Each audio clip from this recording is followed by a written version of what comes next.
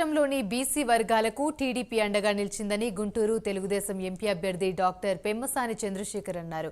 ఎన్నికల ప్రచారంలో భాగంగా గుంటూరు జిల్లా తెనాలి పట్టణంలో కొత్తకోట రాధాకృష్ణ కళ్యాణ మండపంలో ఎమ్మెల్సీ డి రామారావు రజకుల ఆత్మీయ సమావేశాన్ని నిర్వహించారు. ఈ సమావేశంలో పాల్గొన్న పెమ్మసాని చంద్రశేఖర్ స్పందిస్తూ ఈ నెల 13న జరిగే ఎన్నికల్లో కూటమి విజయం సాధించేలా ప్రజలు తీర్పునివ్వాలని కోరారు. ఈ కార్యక్రమంలో పాల్గొన్న జనసేన ఎమ్మెల్యే అభ్యర్థి నాదెండ్ల మనోహర్ మాట్లాడుతూ బలహీన వర్గాల అభివృద్ధి కోసం పోరాడిన నాయకులు జనాలలో ఎందరో ఉన్నారని పేర్కొన్నారు.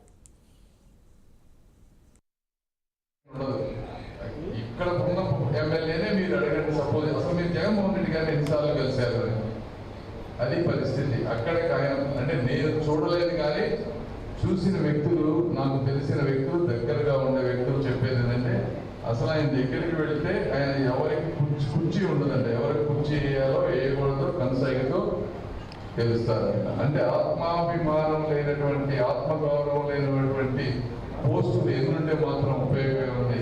అది ఆయన మైండ్ సెట్ అనేది.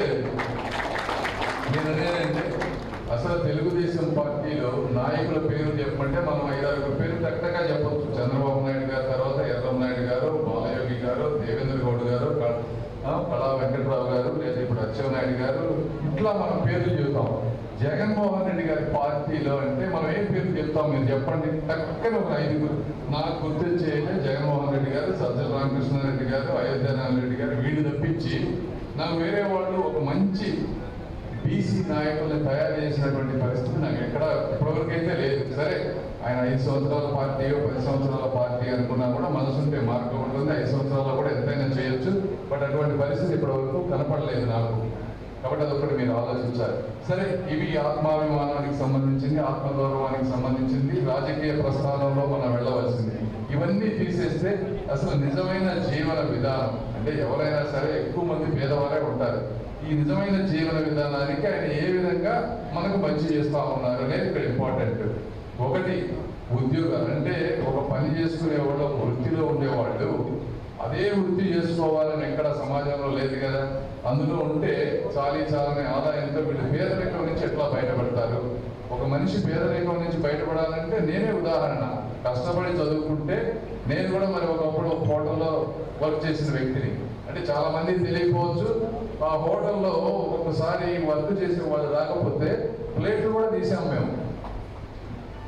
అంటే ఎంత ఎందుకు చెప్తున్నా అంటే, కానీ నేను అదే అనుకుని ఎల్లకాలం అంటే కాబట్టి ఇప్పుడు నన్ను నమ్మి ఇక్కడ పెట్టండి, మీకు ఎన్ని ఎకరాలు కావాలంటే అన్ని నేను ఎకరాలు ల్యాండ్ ఇస్తా, మిమ్మల్ని ఎవరు ఒక్క రూపాయి కూడా అవినీతి చేయరు. నేను అడిగేది 3 మంచి బిల్డింగులు కట్టండి, మంచి ల్యాబ్స్ పెట్టండి, మంచి ఫ్యాకల్టీ పెట్టండి. ఈ 3 నాకు చేస్తే నేను మీకు ఏది కావాలన్నా అది చేస్తాను.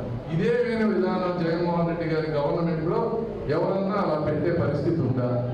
కేవలం ఎన్నికలప్పుడు ఉపన్యాసాలు ఇచ్చి ఏదో కొన్ని వాగ్దానాలు చేసుకుంటూ వెళ్ళిపోతున్నాం అనే భావన కలగకుండా చాలా లోతుగా దాదాపు సంవత్సరం నుంచి చంద్రబాబు నాయుడు గారు అనేక సందర్భాల్లో నిపుణులతో కూర్చుని ఇతర రాష్ట్రాల్లో ఉన్న యూనివర్సిటీలో ఉన్న ప్రొఫెసర్స్ కూడా పిలిపించుకుని ఏది సాధ్యం ఏది అసాధ్యం అని ఆలోచించి ఈ సూపర్ 6 కార్యక్రమం తీసుకొచ్చాం. అందులో భాగంగా బీసీ వెల్ఫేర్ డెవలప్మెంట్ కోసం చాలా ప్రత్యేకంగా మేము చాలా లోతుగా దాని గురించి అవగాహన తెచ్చుకున్నాం. నేను ఈ సందర్భంగా మీకు గుర్తు చేస్తున్నాను. గతంలో మనకి ఫైనాన్స్ కార్పొరేషన్లు, బీసీ ఫైనాన్స్ కార్పొరేషన్లు, బీసీ వెల్ఫేర్ కార్పొరేషన్లు ఎందుకు